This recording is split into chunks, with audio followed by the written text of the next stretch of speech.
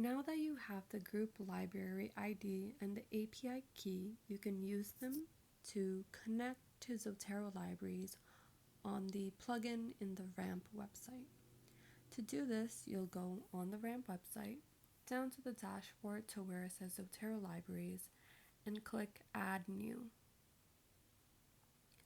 Once you've added New, you'll put in your library name, and then put in your library ID, which you will have saved, and it will be in this format, groups / a string of numbers, and then the API key that you saved, which will be like something similar to this.